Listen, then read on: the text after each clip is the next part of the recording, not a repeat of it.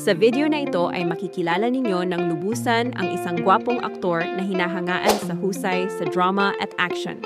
At tinaguriang action drama prince ng Philippine showbiz, walang iba kundi si Gerald Anderson. Malalaman ninyo sa video na ito ang kanyang kumpletong biography at lifestyle, kung kailan at saan siya nagsimula sa kanyang karera, pati na rin ang mga pagsubok na kanyang hinarap sa mundo ng showbiz. Aalamin din natin kung magkano ang kanyang unang kinita bilang artista. Makikilala ninyo rin dito ang kanyang mga naging kasintahan na madalas laman ng balita, pati ang kanyang mga negosyo at naipundar gaya ng kanyang pribadong beach resort, mga ari-arian, at koleksyon ng mga motorsiklo. Kaya siguraduhin ninyong tapusin ang video na ito para masilip ang buong kwento ng buhay, pag-ibig, at tagumpay ni Gerald Anderson. Ngunit bago ang lahat, comment mo naman kung taga saan ka para ma-shoutout naman kita sa susunod na video. At kung bago ka pa lang dito, huwag kalimutan i-click ang like and subscribe button at i-on na rin ang bell icon. Salamat agad at welcome ka dito, new subscriber. Ipinanganak siya noong Marso 7, 1989 sa Subic, Zambales sa mag-asawang Pilipina at Amerikano. Ang kanyang ama ay dating instructor sa Naval Base, habang ang ina naman ay negosyanteng mula sa General Santos. Mayroon siyang dalawang nakatatandang kapatid na babae at isang nakababatang kapatid na lalaki, si Kenneth. Noong siya ay 3 taong gulang, lumipat sila sa Texas, USA, at pagdating ng 6 na taong gulang ay nanirahan sila sa Springfield, Missouri. Sa edad na 14, bumalik ang kanilang pamilya sa General Santos kung saan niya natapos ang high school. Doon niya mas natutunan at ginamit ang Tagalog at Cebuano, bukod sa Ingles na likas niyang wika. Nagsimula ang karera ni Gerald nang madiskubre siya ni Joros Gamboa at sumali sa Pinoy Big Brother Teen Edition noong 2006. Pagkatapos ng 42 araw sa bahay ni Kuya, itinanghal siyang ikatlong Big Placer. Makalipas ang ilang buwan, nakapasok siya sa ABS-CBN kasama ang kapareha sa PBB na si Kim Chiu. Lumabas sila sa love spell at pelikulang First Day High, at nakuha niya ang unang malaking papel sa primetime seryeng Sana Maulit Muli. Sa parehong taon, ginawaran siya ng Best New Male TV Personality sa PMPC Star Awards for Television at ng Guillermo Mendoza Award bilang bagong bida sa telebisyon. Sumunod dito, naging bahagi siya ng mga matagumpay na teleserye gaya ng Tayong Dalawa, kung saan gumanap siyang sundalo at budoy bilang isang batang may espesyal na kalagayan. Naging tampok din siya sa Mars Revelos Jezebel bilang Fredo at sa Nathaniel. Sa pelikula, nakilala siya sa I've Fallen For You at On the Job, isang critically acclaimed action thriller na ipinalabas sa Cannes Film Festival. Dahil sa kanyang husay, kinilala siya bilang isa sa pinaka-bankable na actor ng kanyang henerasyon.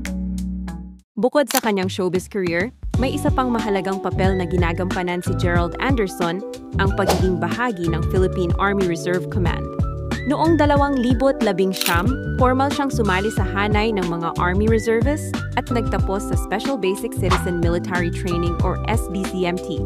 Sa pagsasanay na ito, dumaan siya sa mahihirap na physical drills, discipline training, at military exercises, mga bagay na madalas lang natin makita sa pelikula o teleserye, pero kanya mismong pinagdaanan sa totoong buhay. Binigyan siya ng ranggong private, at mula noon, naging aktibo siya sa mga proyekto ng Philippine Army, kabilang ang mga outreach programs, relief operations sa mga nasalantang lugar, at mga aktibidad na nagpo-promote ng patriotismo at disiplina sa kabataan. Ayon kay Gerald, malaking karangalan para sa kanya ang maging parte ng hukbong sandatahan. Dahil isa ito sa mga paraan upang maibalik niya ang pasasalamat sa bansa at sa mga Pilipinong patuloy na sumusuporta sa kanya. Para sa kanya, ang pagiging Army Reservist ay hindi lang tungkulin, kundi isang inspirasyon para sa iba na maglingkod at tumulong sa kapwa. Hindi mawawala sa buhay ni Gerald ang usaping pag-ibig. Unang sumikat ang tambalan nila ni Kim Chiu na tumagal hanggang 2010. Noong 2013, naging magkasintahan sila ni Maha Salvador, ngunit natapos ito makalipas ang 2 taon. Noong 2016, naging karelasyon niya si Bea Alonzo matapos silang magsama sa pelikulang How to Be Yours. Naghiwalay sila noong 2019 dahil sa mga kontrobersyang naugnay kay Julia Barreto. Noong Marso 2021, Inamin ni Gerald sa isang panayam na si Julia Barreto ang kanyang kasintahan. Aniya, malaking bahagi ng kaligayahan niya ang hatid ni Julia at pinili niyang maging tapat at malinaw sa kanyang damdamin. Sa araw-araw, kilala si Gerald na disiplinado pagdating sa katawan at kalusugan. Madalas siyang makita na naglalaro ng basketball o nagwo-workout sa gym upang mapanatili ang pisikal na fitness. Madalas niyang banggitin na working out is a lifeline dahil naniniwala siyang kapag malakas ka sa katawan, mas magiging matatag ka rin sa pag-iisip. Isa sa prinsipyo niya ay simpleng just do it. Ang payo niyang huwag mag-atubiling magsimula, kahit pa maliit na hakbang lang. Dahil kapag nasimulan mo na at naipagdiwang ang pinakamaliit na tagumpay sa ehersisyo, sisimulang magpatuloy ang momentum. Sa usaping pagkain naman, hindi siya sobrang higpit. Pinapayo niyang balansehin ang diet. Aminado si Gerald na paminsan-minsan humihigop din siya ng milk tea or kumakain ng matatamis, basta't hindi labis at may kasamang pag-ehersisyo. Bukas rin ang loob ni Gerald sa iba't ibang libangan. Bukod sa sports, mahilig din siyang maglakbay at tuklasin ang kalikasan. Sa kanyang social media, madalas itong makunan sa pagsakay sa motorsiklo at pagpunta sa mga beach at bundok kasama ang kanyang nobyang si Julia or sa barkada. Ang aktibong pamumuhay na ito ang nagpapanatili sa kanya na laging energiyado at puno ng pag-asa. Sa likod ng camera, entrepreneur din si Gerald Anderson. Tinatayang nasa humigit kumulang 3 milyong dolyar ang kanyang net worth batay sa mga ulat na nagmumula sa kanyang aktor karera, endorsements at iba't ibang negosyo. Isa sa pinakamalaking proyektong pinunduhan niya ay ang Hayati Private Beach Resort sa Zambales. Isang pribadong resort na kanyang itinayo at opisyal na binuksan noong Setyembre 2020. Dinagdag pa niya rito noong 2022 ang Hayati River Campsite, isang bahagi ng property na nakatuon sa camping at river activities para sa mga bisitang mahilig sa outdoor adventure. Sa resort na ito, pinagsasama ni Gerald ang kanyang hilig sa kalikasan at turismo at bukas ito sa publiko para makaranas ng tahimik at maginhawang pamamahay sa tabing dagat at ilog. Dala rin niya sa negosyo ang diwa ng pagkakawang gawa. Pinapayagan ang mga bisita, pati na ang kanilang alagang hayop na magsaya sa lugar ng komportable at ligtas.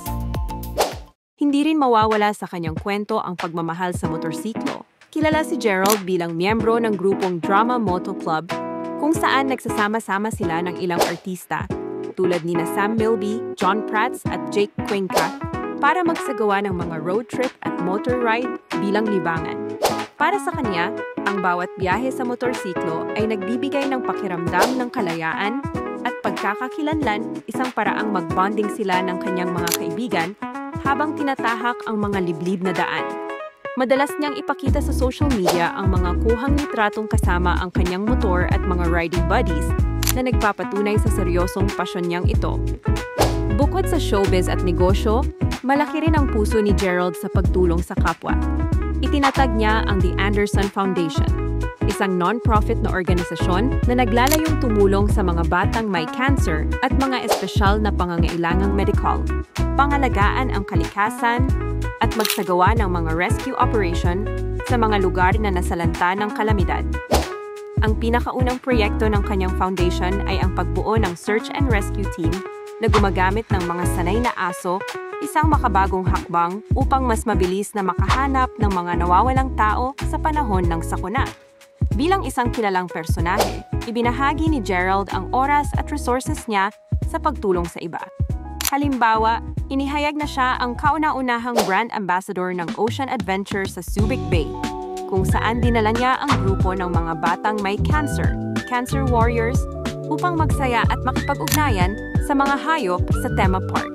Sa bawat pagkakataon, madalas niyang banggitin na ang totoong tagumpay ay nasusukat hindi lang sa yaman o katanyagan, kundi sa naibabalik mong tulong at inspirasyon sa komunidad. Ang buhay ni Gerald Anderson ay patunay na mula sa simpleng simula, maaaring marating ang tagumpay sa pamamagitan ng sipag, disiplina, at malasakit sa kapwa. Mula sa pagiging Pinoy Big Brother housemate hanggang sa pagiging kilalang aktor, negosyante at philanthropist, napatunayan niyang posible ang magtagumpay habang nagbibigay inspirasyon sa iba.